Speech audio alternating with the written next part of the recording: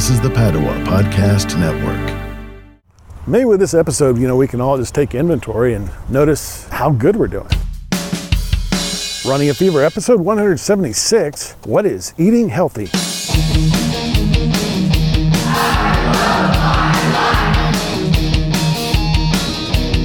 Yeah, I love your life too. It's a beautiful day. It was beautiful even yesterday when it was all stormy and thunder and lightning and sideways rain and wind. So I got a picture of what it looks like today, but I'm also going to post a video from yesterday. I took some video during the storm, and I'll put a link to that in the show notes, runningafever.com/176. Yeah, it's a beautiful day today. Sun's out, blue sky, 79 degrees. Right along the park, the disc golf course, cars, people, dogs, noisy place. And we keep trudging along, So I try to make this show about learning how to learning how to become an expert in your own health. So I don't really present an overall program and tell you, you got to do this, this, and this.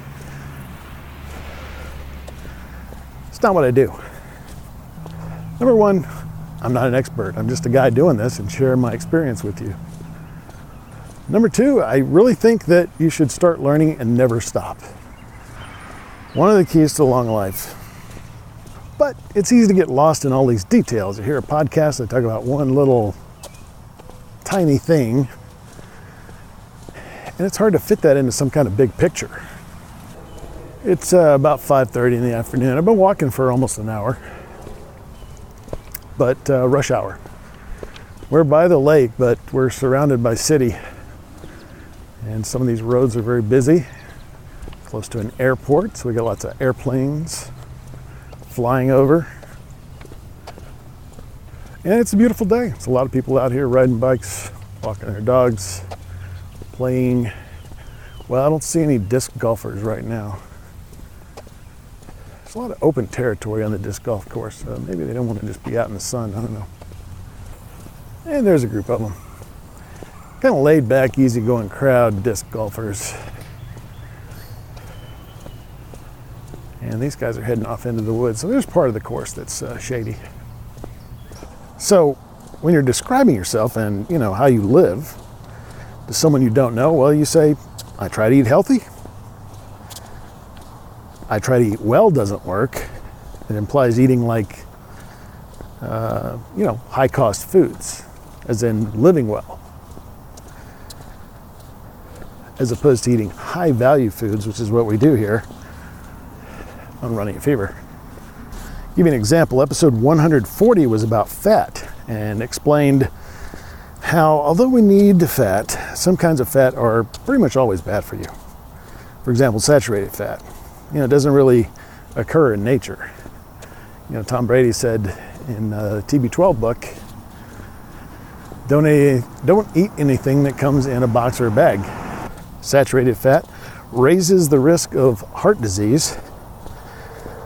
It increases your LDL cholesterol.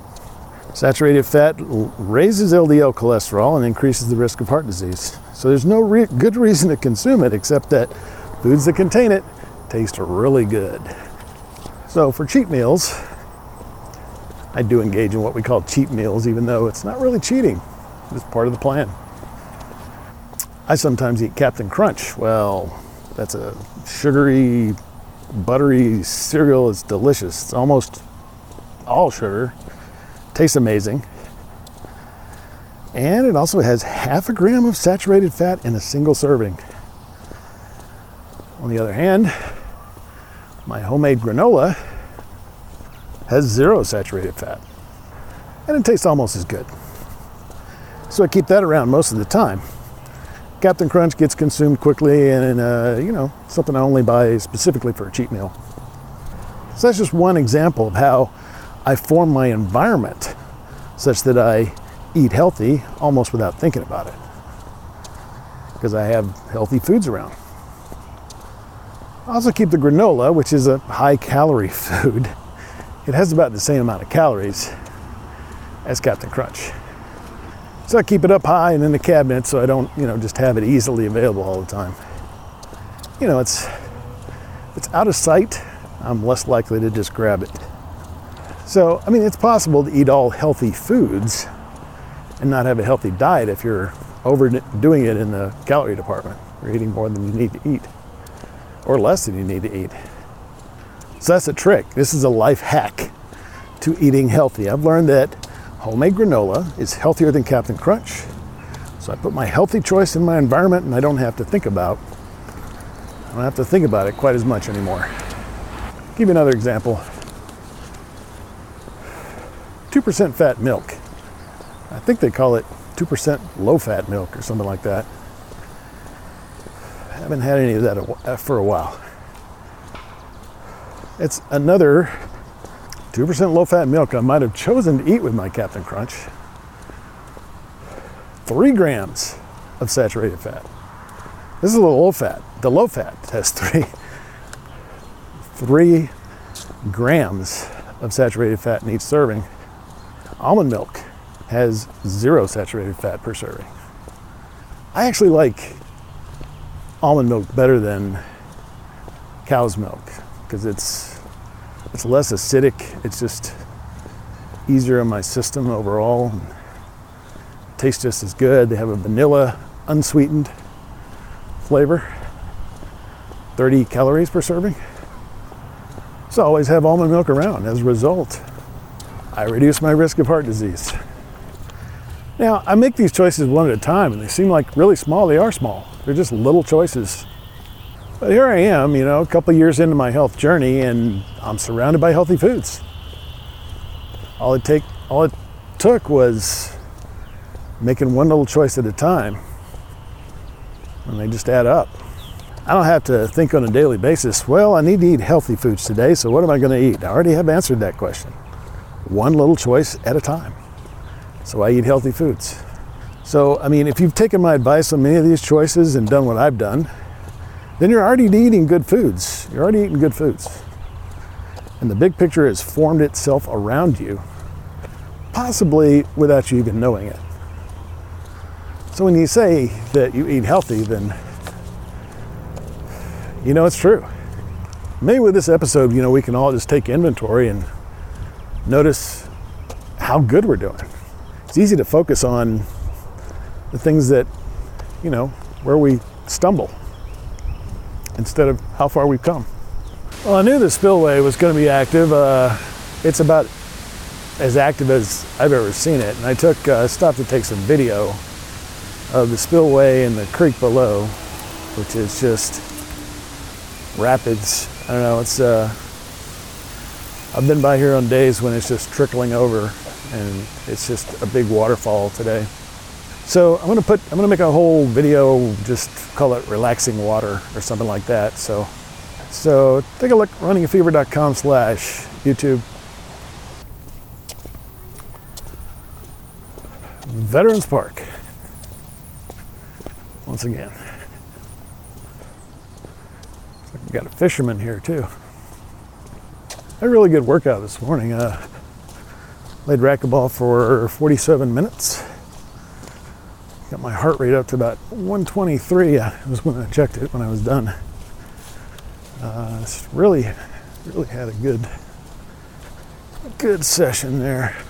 But I wanted more calories to burn. I was going to get my average body fat. It'll be in the show notes for the last week, but I think I'm doing okay. Probably, definitely mid-20s. If we're easing down towards 20, that's a good sign. And I'm not trying to worry too much about the scale because I gained a lot of muscle. And I've been going for almost an hour and a half. And we're heading down the backstretch now. Now that we're surrounded by healthy food, how do we keep from eating too much of them? Well, there's another set of small choices that come together to make this happen. Bring your lunch to work, prepare meals like my double bean chili, as I said before. Go to the YouTube channel, see how I prepare those delicious, healthy meals. Prepare them ahead of time, freeze them so they become fast food. And most of these foods, most of the time it takes maybe half an hour, not including the simmering time, which is sometimes an hour. And you can make, anywhere from